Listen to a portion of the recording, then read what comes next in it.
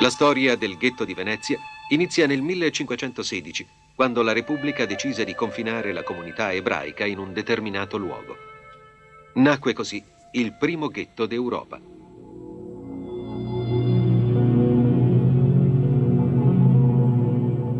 Agli ebrei, Venezia, ai primi del Cinquecento, concesse questa zona isolata a Cannaregio, dove in precedenza si fondevano i metalli per fabbricare bombarde. Fondere in veneziano si dice getar e geto veniva detta la fonderia. Da qui avrebbe avuto origine la parola ghetto. E da qui il nome si sarebbe diffuso nel mondo fino al significato attuale, secondo cui il termine ghetto definisce qualsiasi area dove sono relegate genti della stessa origine o religione.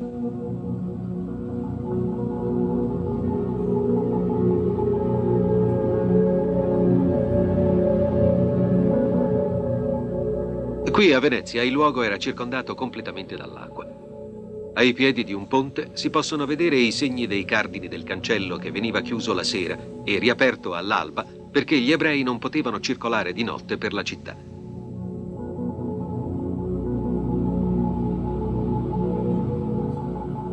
Tutte le porte sull'acqua erano murate.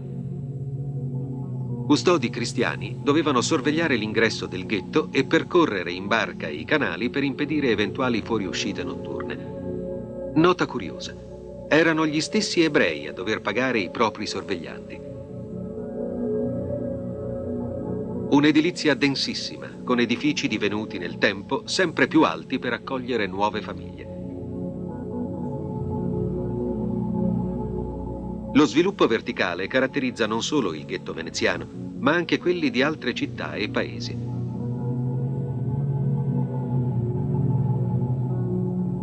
In questi edifici vi sono luoghi di culto, la sede della comunità ebraica di Venezia e un museo. Una raccolta di oggetti di uso rituale provenienti soprattutto da sinagoghe, espressione dell'arte ebraica veneziana tra il 600 e l'800. Lampade, piatti, soprattutto oggetti decorati in argento. Sulla parete di fondo il simbolo e il cuore della cultura ebraica, il Sefer. Una pergamena arrotolata attorno a due aste di legno che contiene i primi 5 libri della Bibbia, la parola di Dio agli ebrei, il cosiddetto rotolo della legge. Lo rivestono un manto e alcuni ornamenti. Dopo la lettura in sinagoga, il rotolo della legge viene coperto dal manto, detto meil, ornato da una corona, e dai rimonim, che in ebraico significa melagrane, che vengono infilati nelle bacchette del rotolo. Il museo ne raccoglie parecchi, di stili e forme diversi.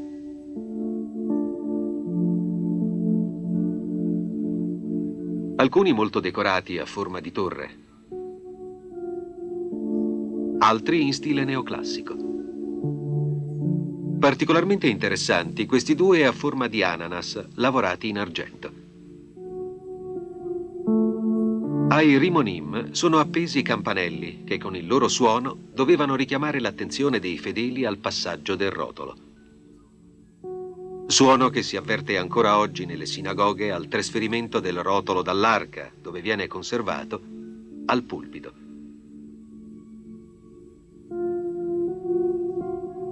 Il museo raccoglie alcune di queste corone, oggetti molto decorati con metalli diversi. Spesso portano simboli che richiamano la Bibbia. In questa vi sono i 10 comandamenti e la fiamma dell'ara sacrificale. La luce è segno di gioia e il venerdì sera annuncia con un'accensione rituale in famiglia la festa del sabato. Il sabato, giorno di riposo per Dio dopo la creazione, giorno di rigoroso riposo e di preghiera per l'ebreo. Questa lampada ha 7 braccia e il simbolo del popolo ebraico. 7 sono le braccia, 7 i giorni impiegati da Dio per creare l'universo.